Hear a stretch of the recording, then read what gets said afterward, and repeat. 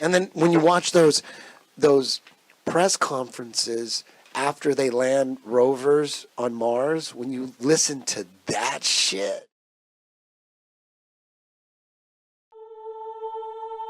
The team here at JPL at NASA and around the country that contributed to this spectacular achievement.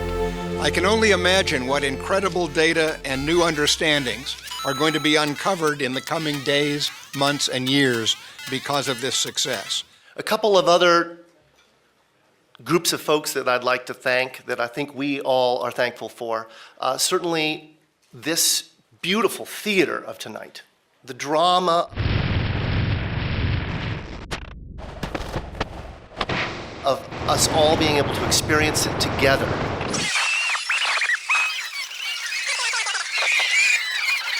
Comes through the efforts of the Odyssey project and the Odyssey spacecraft and that team being able to get that bent pipe UHF telemetry to us.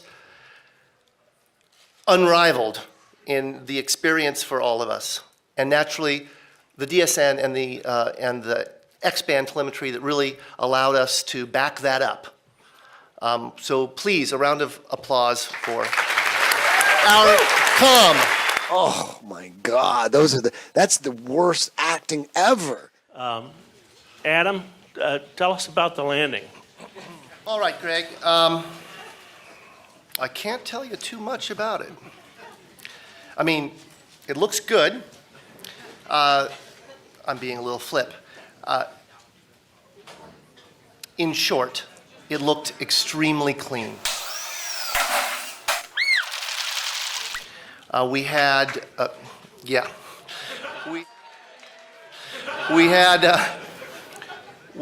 touched down in conditions that were on the more benign side of our nominal expectation. By the way, I want to preface everything. This is preliminary data scooped with the sieve in the cacophony of the control room during the celebration. Right? And largely by my good friend Miguel San Martin, who's somewhere out there. I hope. Where's Michael at? He's always calling someone out. I hope he's here. Where's Michael? At any rate, very nominal. Remarkably good. Our navigation error was on the low side of our expectation, which meant that we probably had a good alignment between the celestial sensors and the inertial sensors, the IMU. Yeah, it went better than initially projected, but on rather the benign side of the spectrum. But yeah. Our powered flight appears to have been excellent. If my good friend Ben Toma is in the house, is Ben in the house?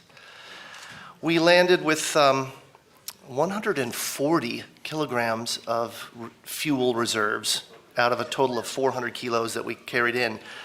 And Ben worked quite diligently in stretching the tanks at my insistence because I was worried we wouldn't have enough fuel. And so I think I owe Ben a little bit of an apology there.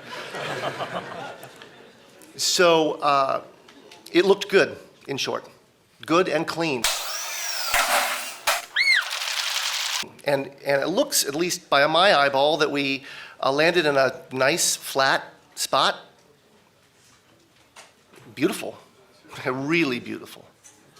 What?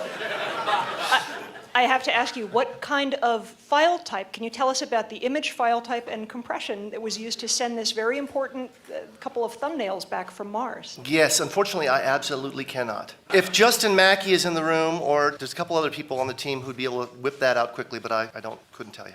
Sorry. A little more than 48 hours ago, you told me you would tell me a secret. Once Curiosity landed. Can I have my secret? Yeah, what was this? A lot has happened in the last 48 hours. And to be very truthful, I do not recall what that secret was. I'm going to hold you to this. That's fine. Maybe I'll remember it. The unmanned spaceflight website has coordinates for the landing that go down to something like 5 decimal points. I just wanted to confirm with you that you do have those sort of coordinates. And am I reading those coordinates correctly when I see that it looks as though you've landed within 500 meters of the skirt around the mountain? That, I mean, you're really possibly very close to the mountain at the closer end in the landing ellipse, and possibly within striking distance of the phyllosilicate trench.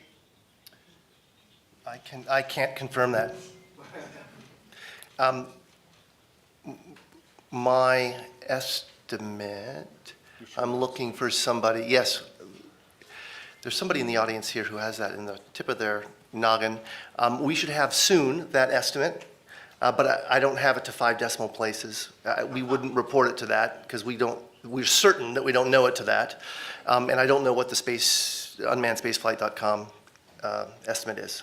Can you tell us at what time Curiosity touched down, Earth received time, and at what time the first image came back? First of those is 10:39 p.m. The second of those I don't have.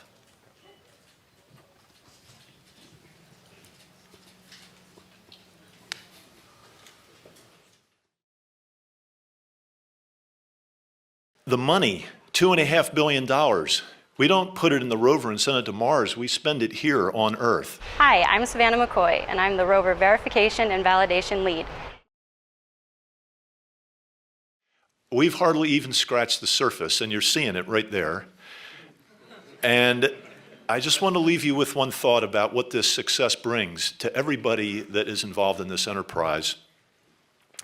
There is no greater inspiration for middle school children that are going to math, science, and engineering than a mission to Mars. The number of hits on the website is unparalleled.